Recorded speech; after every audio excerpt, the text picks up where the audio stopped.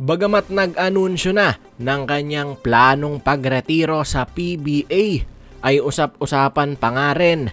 Ayon sa mga reports, ay maaring magbago pa rin naman ang ihip ng hangin sa naging desisyon na ito ni The Bulldozer Christian Standhardinger. Matatandaan na noong isang araw lamang kung saan nagpahayag nga siya ng kanyang intensyon to retire for good sa liga. At iba't ibang rason ang lumalabas, pero ang tiyak ay hindi pa rin naman tuluyang nakasara ang posibilidad na maglaro pa rin si C-Stan sa PBA. Kung sakali naman ay malaki ang tsansa na magbalik SMC team ang nasabing big man. Matatandaan na from San Miguel Beermen to Barangay Ginebra ay Magnolia na nga lamang ang SMC team na kanyang hindi pa napaglalaruan. Saktong-sakto dahil even noon mapahanggang ngayon ay may mga rumors pa nga rin na interesado pa rin talaga at nasa lookout position pa rin ang Magnolia para sa isa pang karagdagang big man. At kung magkataon na isang Christian Standhardinger ang available sa market, why not nga naman para sa Magnolia? Bagamat maaari pa rin naman na magpakita ng interes ang mga sister teams ng Mags tulad ng San Miguel Beermen at ng Barangay Ginebra. Samantala, 35 anyos pa lang itong si Christian Standhardinger. Batang-bata pa talaga.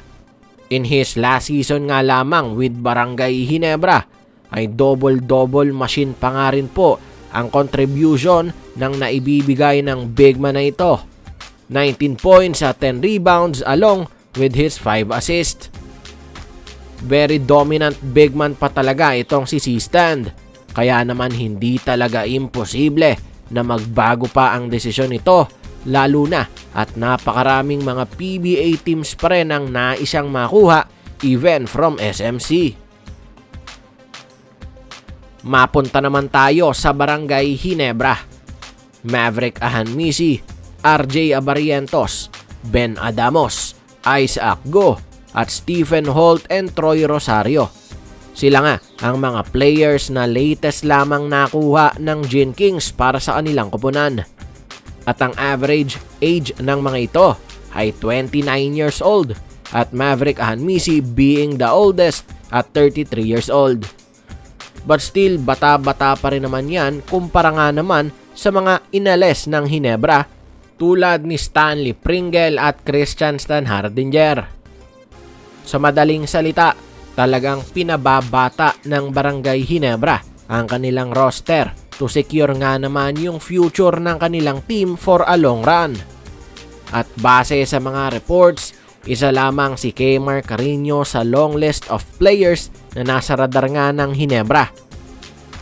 This Commissioner's Cup or by next season, nagbabalak pa na makakuha ng karagdagang youngster itong Ginebra para sa kanilang rotation.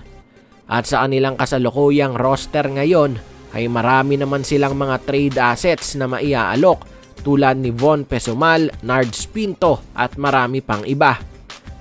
Sumatotal, asahan na hindi pa nga po nagtatapos kay Troy Rosario ang magiging hakbang ng Barangay Ginebra upang mas mapalakas at mas mapabata ang kanilang lineup.